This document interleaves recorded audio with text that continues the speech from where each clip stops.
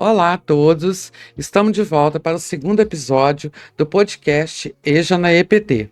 Hoje vamos dialogar sobre experiências exitosas, público, acesso, permanência e assistência no ProEJA. Eu sou Silvânia e dou as boas-vindas a todos. Sou uma mulher branca, com cabelos acima do ombro, castanho claro, algumas mechas, uso óculos, uso batom claro, uso brincos e no momento estou vestindo um blazer amarelo. Sejam todos bem-vindos e vamos começar. Professora Paula, bem-vinda novamente para o nosso segundo episódio. O que é que nós podemos esperar do episódio de hoje? Olá, Silvânia, é um prazer estar aqui com você. Hoje nós teremos dois convidados especiais, um do IF Sudeste MG e outro de um outro estado, do estado de Goiás, que você vai apresentar daqui a pouco para que a gente possa conhecê-los. E eles vão trazer um pouco das suas experiências, principalmente das experiências tidas como exitosas, para ampliar cada vez mais o acesso à permanência e também a busca ativa do público de educação de jovens e adultos para a rede federal, em especial para os Institutos Federais de Educação, Ciência e Tecnologia. Então, nesse momento nós vamos... Você faz a sua descrição, Paula? Claro, eu sou uma mulher de 1,58 m, bem baixinha, né, gente? Cabelos na altura dos ombros, castanhos. Estou vestindo hoje uma roupa laranja com um blazer off-white. Tenho a pele clara, batom claro e uso brincos dourados. Então, a nossa entrevistada de hoje é a professora doutora Mediana Desirê Ribeiro de Castro, titular do IFG Campus Goiânia. Doutora em Educação pela Universidade Federal de Goiás, dedica-se à pesquisa, prática e gestão da educação e ainda integra os programas de mestrado profissional em Educação Profissional e Tecnológica ProfEPT e o mestrado acadêmico em Educação do IFG. A professora Mediana é uma mulher parda, com cabelos pretos na altura dos ombros, usa óculos e batom amora e está usando uma blusa azul.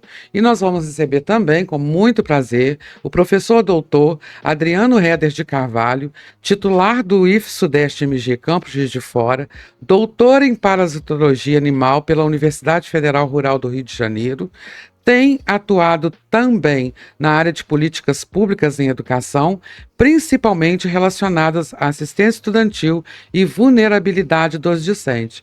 Professor Adriano, seja muito bem-vindo. É um prazer enorme receber você aqui. E eu gostaria que você falasse um pouco da sua experiência, primeiro para nós, da sua experiência na educação de jovens e adultos. Bom, agradeço muito o convite, Silvana, professora Paula, é um grande prazer estar aqui. Tenho 1,64 m de altura, tenho cabelos grisalhos, pele clara, estou usando uma camisa amarela. Bem, a minha experiência junto à educação de jovens e adultos, ela vem desde 1996. A primeira vez que eu peguei um contrato para trabalhar após formado, eu já entrei na educação de jovens e adultos. Trabalhei na educação de jovens e adultos até o ano de 2000, né, quando ingressei no IF Sudeste MG Campus Juiz de Fora, né, e aí comecei a ter uma outra modalidade da educação de jovens e adultos, aí, voltado também para a formação profissional, e posso dizer e posso afirmar certamente que é uma das vertentes da educação que mais me interessa, que mais me chama atenção e que eu mais tenho prazer em trabalhar. Muito bem, professor Adriano, muito obrigado. Bom, agora nós vamos ouvir, né, nós vamos entrar aqui no nosso tema e debater esse tema, muito importante, inclusive aqui eu ressalvo que, né, Adriano, desde que eu comecei a estudar para o mestrado, a gente já conversava sobre projetos, sobre tudo isso, e esse é um assunto que você sempre colocou, que é um processo seletivo de divulgação específico para esse público que tem as suas especificidades, né? E aí a gente fala não só dessa divulgação, mas também como a permanência. E aí eu vou fazer aqui, passar a entrevista da professora Mediana e depois a gente vai debater mais esse assunto junto com você. Bom, para a professora Mediana, nós fizemos a seguinte pergunta. Pelo levantamento da plataforma Nilo Peçanha, o IFG é o único IF no Brasil que cumpre a oferta de 10% de suas vagas para a EJA-EPT. Diante de sua experiência nessa instituição, como efetivar a busca ativa, o acesso, a permanência e o êxito dos sujeitos na EJA-EPT? Olá, tudo bem? Eu sou a professora Madiana Castro, do Instituto Federal de Goiás. Queria dizer da importância dessas questões que vocês trazem aqui sobre a busca ativa, sobre o acesso, a permanência e o êxito, né, dos estudantes da educação de jovens e adultos em nossas instituições. São preocupações pertinentes e atuais que ainda não conseguimos superar, né? Então a gente precisa perguntar, primeiramente, quais são os balizadores para essa superação. Pensar no acesso, na permanência e êxito desses estudantes, é preciso ter como norte duas questões importantes. Primeiro, se ater nas especificidades desses sujeitos. E segundo, pensar em ações que visem a ter uma equiparação de igualdade desses estudantes dentro das nossas instituições. Sobre as especificidades dos estudantes, é preciso entender então, entender de fato de que são estudantes com a profunda vulnerabilidade social, do ponto de vista econômico, do ponto de vista social, do ponto de vista étnico-racial, do ponto de vista da orientação sexual, a questão de gênero.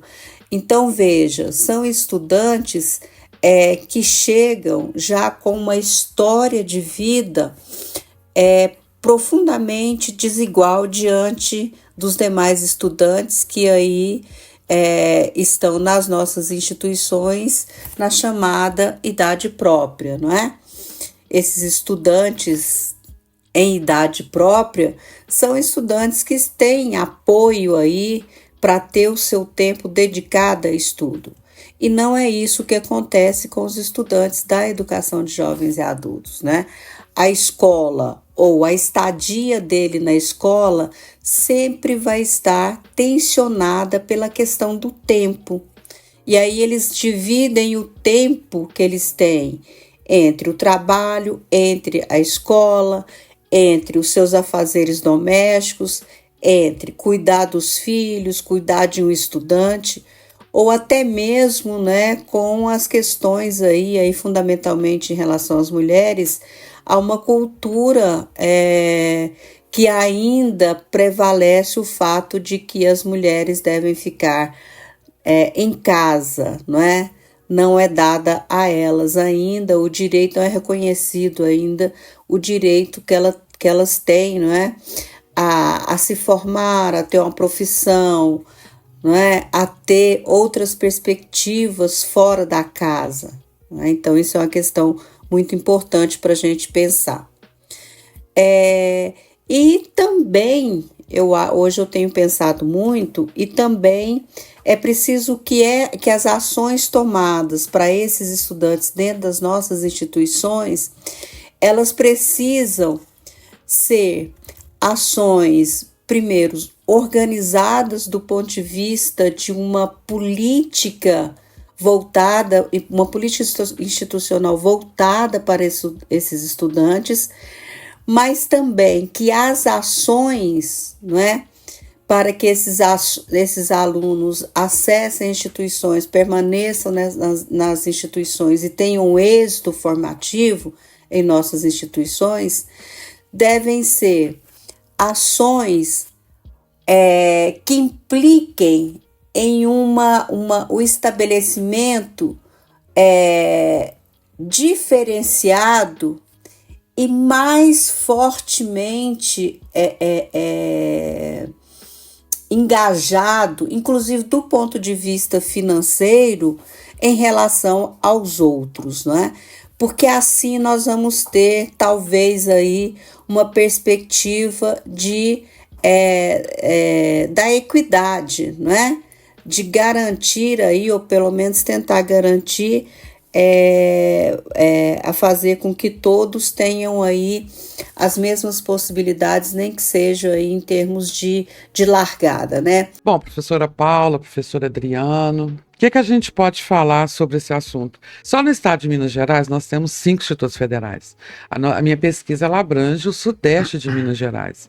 E aí eu busco o número dos 25 anos ou mais a nível do sudeste, que está aí 42, alguma coisa porcentagem do acima de 25 anos, que é a faixa etária dos que não têm instrução, ensino médio completo, quer dizer, não tem o ensino médio. Mas quando a gente vem para Minas Gerais, onde tem 5 institutos, isso é 49,2% da nossa população. E aí a gente tem apenas o IF de Goiás que cumpre essa meta. O que vocês podem falar sobre isso? Bom, Silvânia, na verdade a gente tem que lembrar um pouco de como foi proposto essa política do PROEJA para os institutos federais, né? De certa forma, quando isso foi lançado, pegou um pouco de gente meio que de surpresa, né?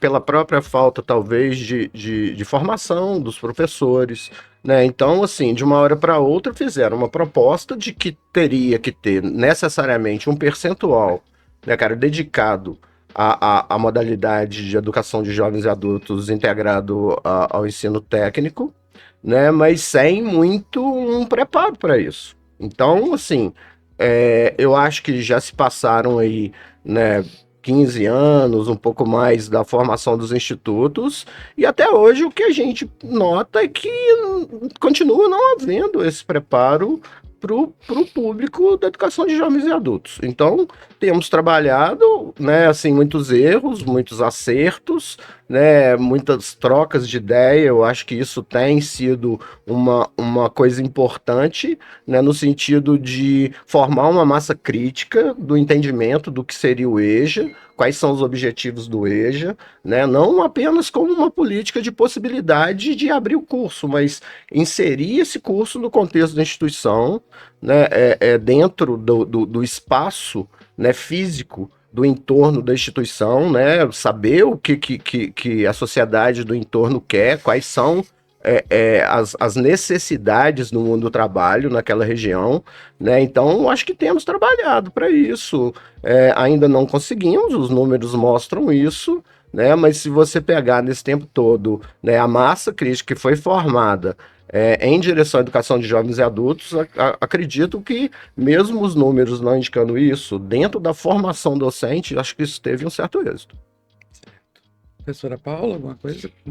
Professor Adriano e professora Madiana fazem um comentário muito interessante quando se resgata essa história, né, da institucionalização do PROEJA a partir de um programa. Então, a gente está aí chegando perto aí dos 20 anos, né, do PROEJA como um programa de governo.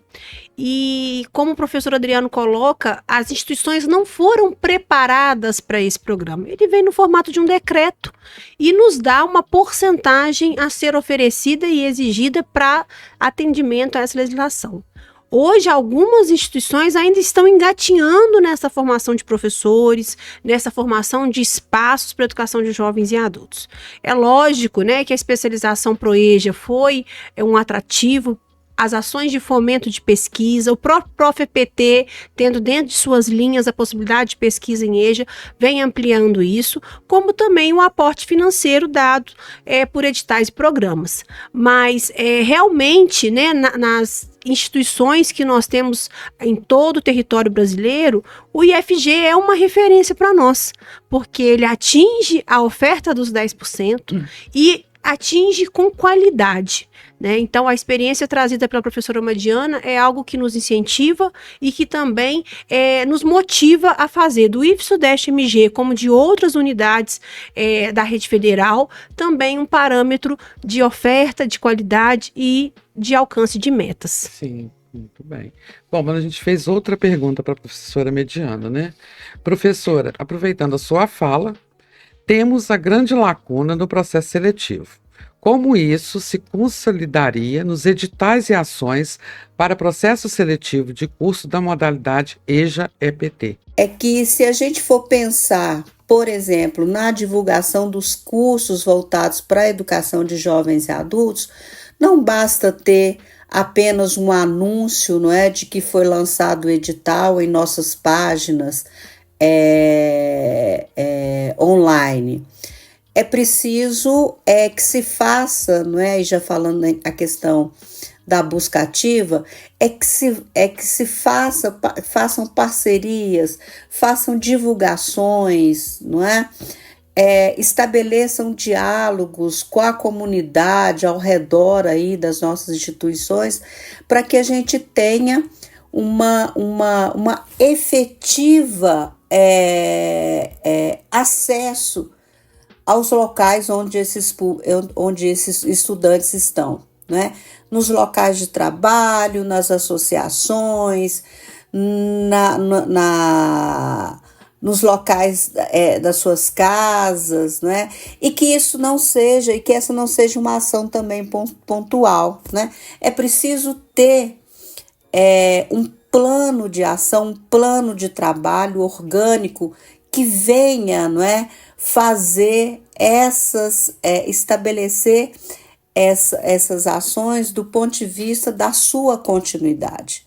Não é um aqui, outro acolá. Por isso que deve ser uma política institucional, não é?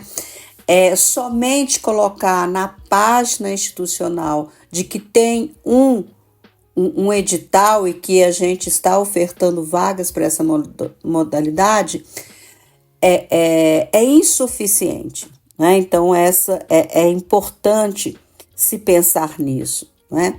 Se a gente for pensar também em editais vinculados, né, editais de iniciação científicas, editais de extensão e vários outros, né, que a instituição pode oferecer, é preciso também que os critérios estejam vinculados a especificidades desse público e estejam vinculados também à questão da equiparação, da igualdade de oportunidade. Então, isso é um dado muito importante. A gente agradece a professora Madiana e ela traz algumas ações importantes na busca ativa. E aí, professor Adriano, a gente sabe que você, vou usar o termo sonhador, né? Mas é uma pessoa que luta e que sonha por essas ações de inclusão no IF-Sudeste MG. E como co-orientador que foi e continua sendo da Silvânia nesse processo de pesquisa, como que você pensa ações para que a busca ativa realmente se consolide nessas instituições de ensino? Olha, professora Paula, eu vejo o seguinte: antes da gente estabelecer um programa de busca ativa, né, ou de vislumbrar, a gente tem que ter em mente quais são as características do público-alvo, né? Por quê? Porque, na verdade, se a gente tem isso em mente, a gente saberia, no caso, onde estão. E com isso faríamos uma busca mais assertiva, né? O que a gente pode elencar sobre características do público da educação de jovens e adultos? Basicamente, o que os une é um ponto só, né? Que é aquilo, são pessoas que não concluíram o ensino, aquela fase de ensino, no tempo que é considerado como correto. Fora isso, absolutamente nada mais é homogêneo, né? O público do ProEja é absolutamente heterogêneo, né? Então, o que eles têm em comum é não terem cumprido essa meta estabelecida pelo Ministério da Educação, que é uma idade correta para lograr êxito numa formação. E no mais, considerando isso, o que a gente tem que pensar, então? Onde a gente vai fazer essa busca ativa, né? Normalmente, o que se pensa, né, é ir nas escolas. Por quê? Quando se pensa assim, está objetivando uma continuidade. São pessoas que estão estudando e vão dar continuidade aos estudos, né, nos cursos regulares, né? Quando se fala em ProEja, isso não basta, né? Nós temos que buscar os nossos alunos em outros lugares, né? E quais são esses outros lugares, né? Na verdade, eu posso ter, por exemplo, público numa igreja. Eu posso ter público num templo evangélico, né? Eu posso ter público, por exemplo, na associação de moradores do meu bairro. Eu posso ter um público, por exemplo, nas autarquias distintas da Prefeitura de Juiz de Fora, já que estamos falando do contexto da cidade de Juiz de Fora, né? Então, se mantivermos a busca baseada em meios de comunicação digitais que são muito fortes, são muito poderosos, né? Eles têm grande alcance, mas será que estão alcançando o público específico do Proeja? Então, Adriano, você falando isso, porque as pessoas batem muito nessa tecla, né? Do Instagram, de outras redes, que ali isso contempla. Não contempla, porque na empresa, em grandes empresas, ele não pode usar um celular. E quando ele sai dali, ele tem outros afazeres, outras questões para resolver. Então, é isso que você acabou de falar. Será que alcança o público do Proeja? Não. Eu acho que não contempla tanto assim. É assim, porque, olha, rememorando um pouco a história, né, assim, a minha história particular de relação com a educação de jovens e adultos, me recordo que em 1997 eu dava aula numa escola municipal e que nós abrimos uma turma de quinta série, hoje sexto ano, que na verdade ela teve 59 inscritos, né? Se todos os alunos resolvessem a aula no mesmo dia, não comportaria, né? Mas basta falar que um ano depois, nós terminamos a mesma turma, onde 59 alunos tinham sido matriculados, com apenas 19 formandos, né, naquele ano. Então, assim, a gente tem que lembrar o seguinte, não só atrair, né, a gente tem que dar condições para aquelas pessoas, primeiro, elas serem muito bem informadas, né? Não basta virar e falar assim, olha, cara, tem um EJA que ele te possibilita o ensino médio, no nosso caso o ProEJA, associado a uma formação técnica. Não basta só essa informação, né? Eu tenho que informar, cara, sobre qual é a qualidade do curso, né? E para isso eu tenho que ter um curso atrativo para a região, né? Eu tenho que ter as instituições propondo aquilo que o mundo do trabalho naquele momento ele está pedindo. Então, isso é uma coisa muito importante, né? Assim, então, por isso que eu estou falando. Você corre o risco. Por que eu exemplifiquei dessa forma? Porque você corre o risco de, muitas vezes, até encher as salas de aula, né? Mas, e qual o desdobramento disso? Então, isso é uma outra coisa também muito importante. Sim. E aí, eu queria aproveitar, Silvânia, essa fala do professor Adriano, para fazer a última pergunta que foi realizada a professora Madiana e trazer para o nosso ouvinte, que para a professora Madiana nós fizemos a seguinte pergunta: como o currículo pode influenciar a permanência e o êxito da pessoa jovem e adulta na EJPT? Como deve ser construído esse currículo? Porque é a preocupação que o professor Adriano traz. Não basta colocar esse sujeito na sala de aula. É fundamental ter uma proposta formadora para que ele entre, permaneça e conclua. Então, professora Madiana, o que você acha dessa construção do currículo para a EJA-EPT? Do ponto de vista também, não é? De pensar aí esse acesso, permanência e êxito, é importante considerar que a elaboração dos currículos dos nossos cursos compreendam finalmente, não é, que nós estamos disputando o tempo desses estudantes. Então, qual é o currículo, não é, mais adequado, mais dialógico com as condições desses estudantes que, em última instância, são trabalhadores e trabalhadoras, não é? A escola aí, ela sempre vai ser desejada por esses estudantes. A escola, ela vai ser sempre um retorno, uma possibilidade de retorno para além do trabalho, não é? Tanto é que eles ficam rondando, eles fazem as inscrições nos processos seletivos eles tentam vir, não é? Na seleção propriamente dita, eles tentam ficar na escola, mas a demanda do tempo necessidade, que é o tempo do trabalho, ele é muito tenso, não é? Então, porque, lógico, primeiramente aí estão colocadas as suas necessidades imediatas, não é? Que todo gênero, o gênero humano se coloca, né? Então, é um tensionamento. Então, é preciso pensar o currículo nessa perspectiva. E aí, o que é pensar o currículo nessa perspectiva? É pensar na carga horária da disciplina, é repensar se há sombreamentos de conteúdos, é repensar quais conteúdos ou quais conhecimentos de fato são necessários para a formação básica desses estudantes, quais conhecimentos são realmente necessários e básicos na formação profissional, na parte técnica, né? Então a gente pode se debruçar, não é? Pensando nessa perspectiva.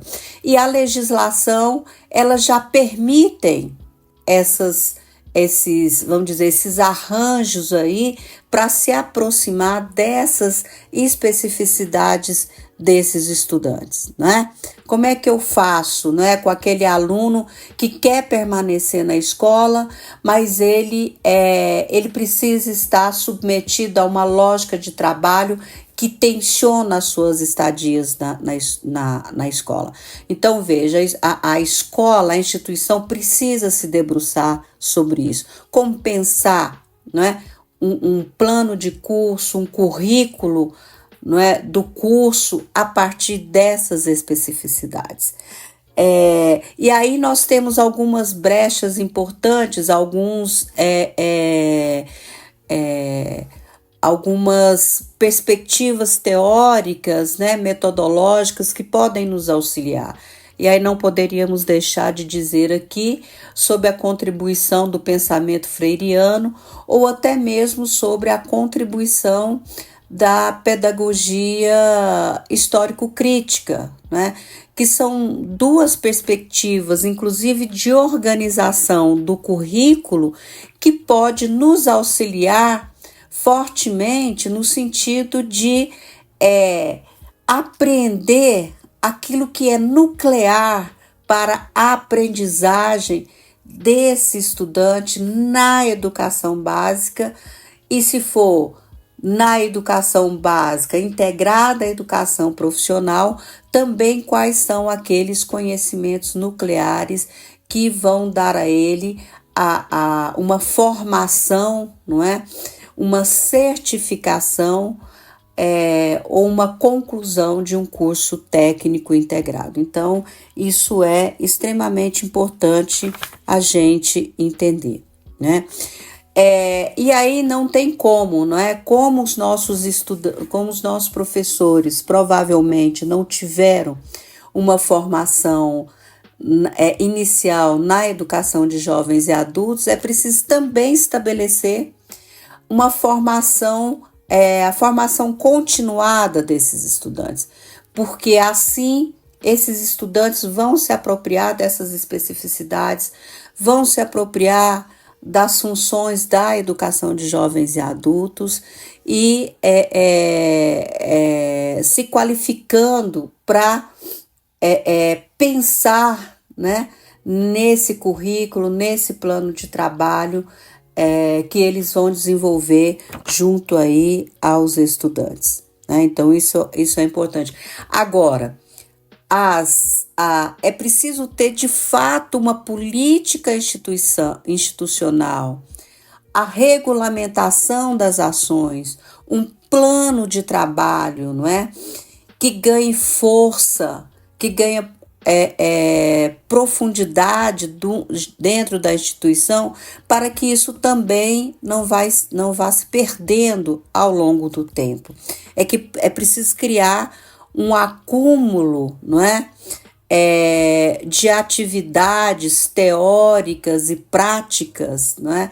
que vão dando à instituição a possibilidade de superar a realização do acesso, da permanência e do êxito formativo desses estudantes, né? E aí também não tem como, não é? É preciso que se faça o debate político sobre a educação de jovens e adultos, dentro e fora das instituições. Nós temos aí os fóruns, não é, estaduais da educação de jovens e adultos. Na rede federal, nós temos agora, né, foi lançado o Coletivo Nacional de EJA-EPT da rede federal,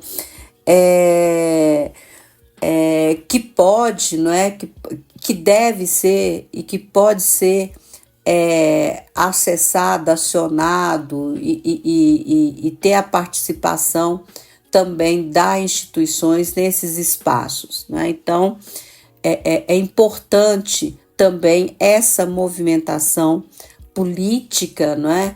Do ponto de vista de se apropriar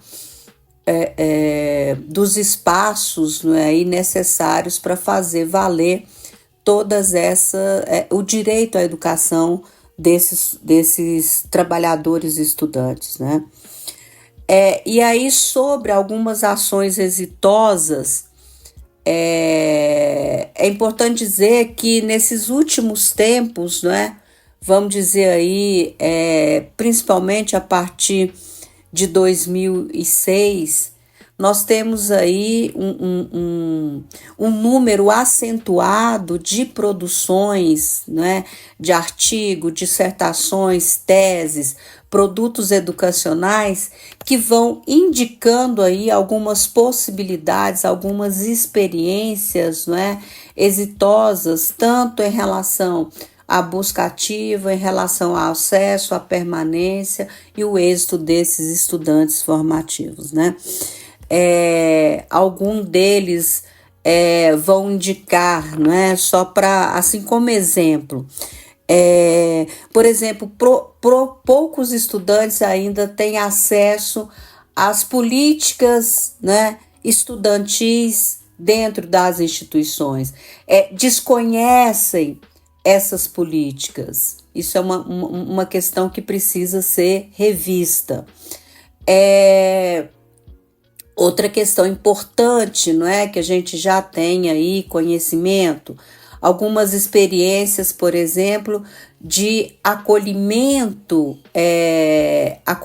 né, que se chama acolhimento parental dos filhos das nossas estudantes dentro né, um espaço reservado ao acolhimento dos filhos das nossas estudantes ou dos nossos estudantes durante a aula, para que ela possa permanecer no curso, né, sem ter que faltar em função dos seus filhos e filhas. Então, veja, são experiências que já estão socializadas, discutidas, e que a instituição pode acessar, não é? Além dessas aí, práticas também de apropriação do conhecimento que esses estudantes constroem na sua trajetória enquanto trabalhador, algumas certificações também importantes, né, do seu trabalho, de conhecimento que ele desenvolve no seu trabalho. Então, veja, há uma possibilidade de fazer com que esses estudantes, ou que as políticas institucionais se apropriem das especificidades desses estudantes. Agora, de fato, é preciso ter uma vontade política, né, da gestão, dos professores, não é?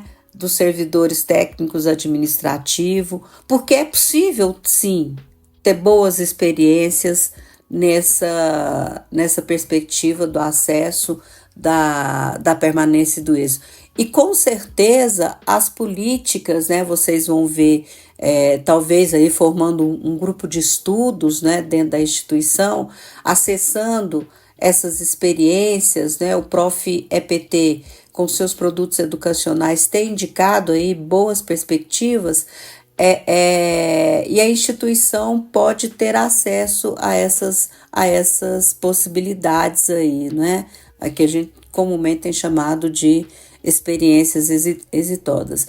Mas, por fim, é preciso dizer também que é preciso romper com uma cultura institucional, às vezes muito elitizada, no sentido de achar que as nossas instituições, elas são instituições, as instituições da rede federal, elas são instituições para os melhores, né?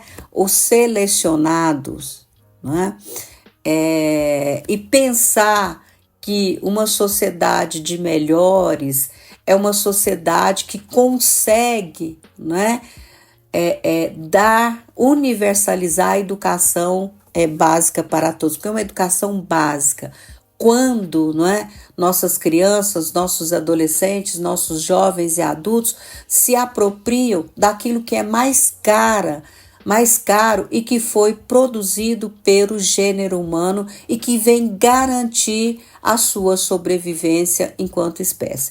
Então, essas questões são muito importantes, e eu espero, né, mais uma vez aí, que a gente possa avançar nessa temática, fazer essas superações e, fundamentalmente, né, aproveitar esses espaços, né, por exemplo, aqui, que vocês estão fazendo esse produto educacional, para a gente socializar e para a gente superar todas esses obstáculos, dificuldades, entraves, insuficiências que a gente ainda tem em garantir o direito à educação para esses estudantes, mas o direito à educação de qualidade a partir das suas especificidades.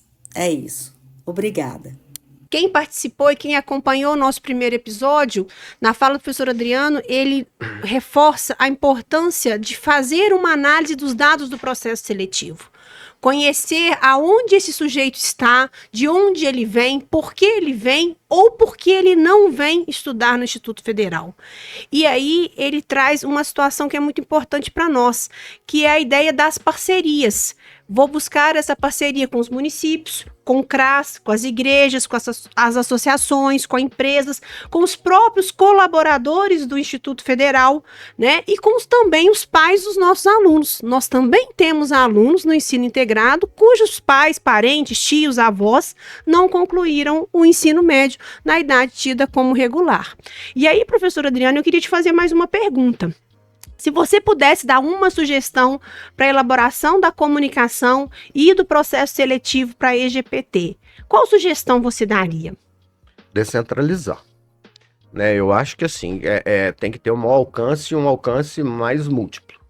Né, assim, acho que as ferramentas que são utilizadas são fundamentais no segmento do ensino regular.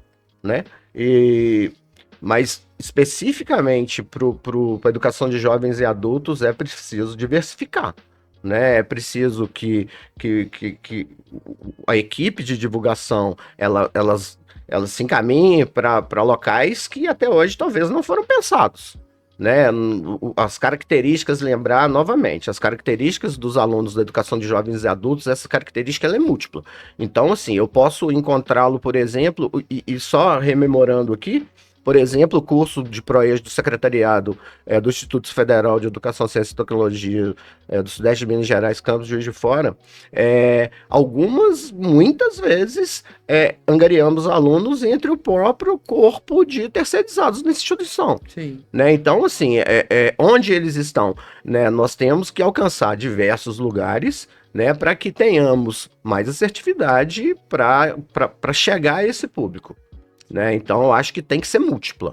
Mas e tem uma coisa, por exemplo, né, voltando a uma divulgação digital, ela é importante, ela é fundamental, mas a gente não pode esquecer das outras. Né? Então, por exemplo, né, uma coisa que vem à minha cabeça, né, que é interessante é o seguinte, é muito associado, e alguns trabalhos falam isso, né? A associação de pessoas que são o público-alvo da educação de jovens adultos, associadas a uma baixa renda, a uma baixa condição de renda mesmo, de sobrevivência. Então, por exemplo, tem segmentos do mercado que eles podem ser visados. Por exemplo, a construção civil, né? Em locais rurais da cidade de Juiz de Fora, né? Onde temos pessoas que teoricamente, não é regra, mas que teoricamente é esperado que tiveram poucas oportunidades e por isso estão nessa situação de se tornar em público da educação de jovens e adultos, né? Então, eu acho isso. Acho que a multiplicidade de vias através das quais a gente pode alcançar, né, cara, aquela pessoa interessada na educação de jovens e adultos que vem essa modalidade, né, uma oportunidade de mudar a sua própria vida, né, e como um exemplo clássico que nós, algumas vezes, nós tivemos a grata surpresa de termos no curso de secretariado do Campo de Juiz de Fora. Né, assim, você vê pessoas que entraram com determinado tipo, pode-se dizer, inclusive, um determinado tipo de exercício de cidadania, né, um determinado tipo de autonomia, né, e você vê que durante o curso, essa pessoa, ela muda, ela redimensiona a forma dela ver o mundo, né, ela se coloca de forma diferente, né, ela enfrenta, inclusive, temos casos de alunos e alunas, né, que tiveram dificuldades, inclusive, no seio familiar, né, tendo que peitar a família, né? Por quê? Porque ela via no curso uma possibilidade de futuro, né? Então, não é a simples formação, né, de eu ter um ensino médio associado a um técnico. É muito mais do que isso, né? É uma oportunidade de eu mudar a minha vida. Não só minha vida profissional, mas minha vida enquanto cidadão, minha vida enquanto participante da sociedade, né, com autonomia, com criticidade, né, como muito, muito bem fala Paulo Freire, né? Então, a gente está criando e está ajudando a construir cidadãos. Eu acho que isso é um dos fatores muito importantes aí a serem considerados. Algum comentário, Paula? Eu acho que o professor Adriano trouxe muito bem a ideia de se pensar esse processo de seleção, né? E aí a gente amplia isso para a matrícula, para a busca ativa, como um processo diferenciado dos processos já executados. Sim, ele precisa ser específico. Então, isso é o que nos chama atenção para que se pense uma instituição que realmente chegue até o público e tenha as portas abertas para esse público. Sim. Bom, professor Adriano, mais alguma consideração, algum comentário que o senhor queira fazer, complementar aí a sua fala? Bom, dentro da fala da professora Mediane Castro, uma coisa que me chama muita atenção é quando ela fala, né, quando você vai fazer essa busca ativa, na verdade, o curso, não só o currículo, a organização, né, o tipo de curso oferecido, mas também é muito importante que tenhamos outros tipos de atrativo.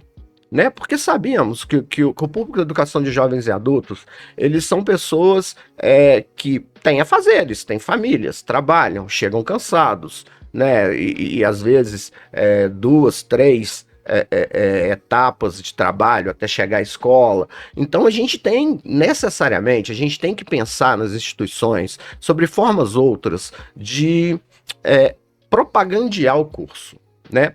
E aí a professora Mediana fala, e com muita propriedade, eu acho que concordo plenamente com ela, né, a inserção dos nossos alunos do ProEja nos editais, por exemplo, institucionais, né, de extensão, de iniciação científica, de treinamento profissional, de ensino, né? Por quê? Porque, na verdade, não só auxilia esse indivíduo, por exemplo, no caso do treinamento profissional, ele exercer na prática, né, o curso que ele está fazendo, então ele aumenta as horas de prática daquele curso, exercendo efetivamente, mas como a gente estuda, né, nós estamos imaginando uma instituição para uma formação unilateral, é importante não só que esses alunos tenham acesso a esses editais e a esses fomentos relacionados ao treinamento profissional. Nós precisamos que esses alunos ingressem no mundo da pesquisa. Nós precisamos que esses alunos ingressem em outros editais, por exemplo, de ensino, né? Nós precisamos, então, englobar um pouco mais. O caso que a gente tem mais experiência recentemente, especificamente do Proeja, é que os editais, normalmente de treinamento profissional, eles conseguiram, na maioria dos anos, englobar a maioria ou quase todos, se não todos os estudantes, né? Nas diversas editais de treinamento profissional 1 ou treinamento profissional 2, eles performando a profissão na prática. Isso é muito importante. No entanto, quando você pensa na formação integral, na formação mais ampla, é preciso que esses alunos sejam também englobados em outros segmentos, nutrido na educação, tecnologia, ciência, né, e extensão. A gente precisa que esses alunos tenham acesso a isso. Portanto, a gente tem que redimensionar isso também, por conta do tempo que eles têm, por conta da disponibilidade que eles têm, por conta da história de vida que eles têm.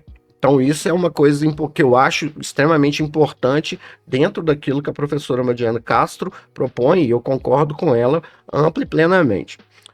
Além disso, a gente necessariamente tem que ter, né, aquilo que algumas pessoas não gostam de usar o nome, mas pode ter vários nomes, e eu adotei aqui, né, cara, aqueles programas assistencialistas. O que são assistencialistas que eu considero? Por exemplo, auxílio moradia, vale transporte, alimentação. Nós temos que manter esses alunos dentro da instituição, né? E esses alunos, como falei um pouco antes, eles chegam direto do trabalho, às vezes. Então eles têm que se alimentar. E nesse contexto, o campus Juiz de Fora, ele é exitoso, porque efetivamente temos um bom refeitório, que atende todos os alunos, né? Foi uma grande conquista, né? Não só para os alunos do Proeja, mas para a instituição como um todo, ter um bom refeitório funcional. Isso é muito interessante. Mas só a refeição, ela não garante o aluno, né? Então eu tenho que ter um vale transporte, né? Eu tenho que ter, naquelas pessoas muito carentes, eu tenho que ter um auxílio,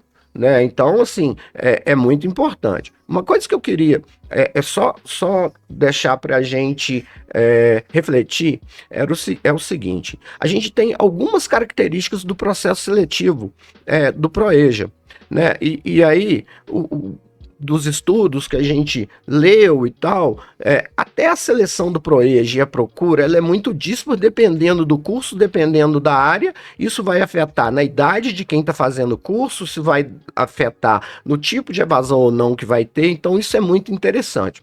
No caso específico do curso que a gente tem mais vivência com ele, que é o curso de secretariado aqui do campus Juiz de Fora, o que acontece? O nosso público é múltiplo e ainda nós temos uma grande evasão. Talvez parte dessa evasão, se a gente amparasse esses alunos, e aí quando eu falo amparo, né, e a gente está falando de bolsas, de oportunidades de aumentar a renda, mas também dá um amparo psicológico, né? A escola hoje conta com profissionais capazes de fazer isso, né? Então, eu acho que todo esse contexto, ele tem que ser falado, ele tem que ser propagandeado, ele tem que ser demonstrado ao aluno, né? O aluno que chega no campus Juiz de Fora, né, e por isso estou falando especificamente do campus Juiz de Fora, que a gente tem mais conhecimento, na verdade, ele não só tem a possibilidade, a oportunidade de fazer um ensino médio associado a um curso técnico integrado, né? Mas também ele está amparado institucionalmente. É importante que os nossos alunos, eles desenvolvam essa possibilidade de se reconhecerem na instituição. E isso é muito importante porque, desde a propaganda, é possível que você faça isso. Sim. Né? Assim, que você vai ser bem recebido, que você vai ser ouvido, que você vai ser visto, que você vai ser notado. Eu acho isso fundamental, porque na maioria dos lugares onde a gente passa, que tem educação de jovens e adultos, na maioria esmagadora das vezes, são alunos que não são tão bem ouvidos, né? Coloca-se um currículo engessado, né?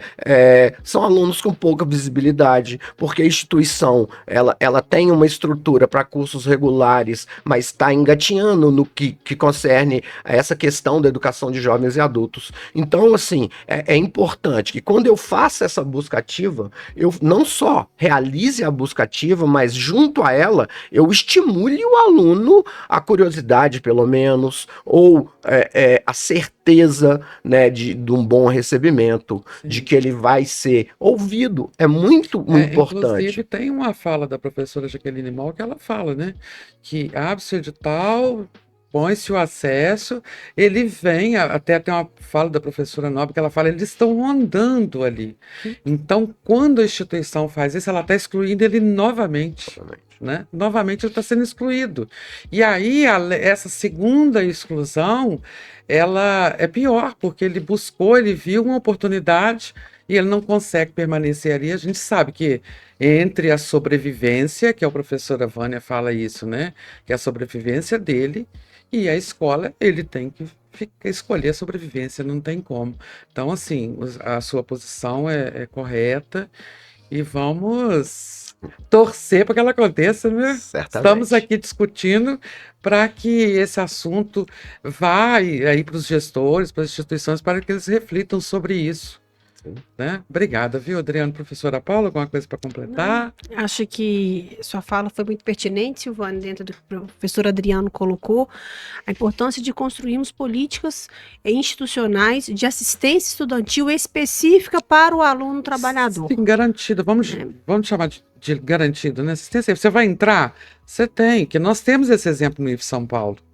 Ele entra e sabe, olha, isso aqui vai ser a sua ajuda para o curso. Isso. Hoje em Rio Pombo a gente tem uma política de permanência que oferece o almoço e o jantar gratuitamente, o transporte com subsídio, né, da escola e 300 uniforme e 300 cópias de xerox por semestre. E a gente gostaria, né, e quem sabe um dia a gente vai conseguir oferecer uma bolsa, né, em dinheiro para que esse aluno trabalhador possa, além desse material, também ter mais qualidade para estar na instituição. Sim, mas isso requer de um orçamento próprio, de pessoas que possam construir esse planejamento e, quem sabe, né, de um auxílio permanente para que as instituições possam oferecer a EJA. Num episódio futuro, nós receberemos um gestor, né, que foi diretor da nossa instituição e reitor por um tempo, que vai poder nos falar um pouco dessa criação do ProEJA com esse recurso próprio. Então, já convido você a assistir o último episódio do nosso podcast, onde nós vamos receber o professor Paulo Rogério, que foi reitor da nossa instituição e que acompanhou por muito tempo essas políticas especiais e necessárias para que a gente tivesse a educação de jovens e adultos, os programas como Mulheres 1000 e outros, né, de assistência a um público que está afastado da rede federal e que precisa ter o seu lugar nessa rede. Muito bem, nós chegamos ao final do nosso episódio. Professor Adriano, eu quero muito agradecer, porque você foi um dos grandes incentivadores para eu entrar no mestrado, né? Ficou ali, olha, saiu o edital, vai estudar, né? E, inclusive, aí sobre o tema, foram várias discussões, várias conversas. Então, é isso, que nós nos conhecemos em 2011, quando eu entrei no Instituto. De lá para cá, teve esse vínculo. Eu falo que permanecer ali, depois até como servidora, eu continuei próxima a vocês, então eu continuei tendo também esse incentivo, esse carinho e esse apoio que eu precisei para chegar até aqui. Muito obrigado, meu co-orientador, né? Foi orientador no projeto, co-orientador agora. Muito obrigado pela sua participação, ela foi grandiosa, tá bem? Bom, eu que agradeço, Silvânia, professora Paula. É um imenso prazer estar aqui com vocês e discutindo uma modalidade de ensino que eu acho fundamental, assim. Talvez emocionalmente seja que eu tenho mais vínculo. Que bom, né? Professora Paula, mais uma vez, muito obrigada. Até daqui a pouco, pessoal. No próximo episódio, a gente aguarda por vocês. Até lá.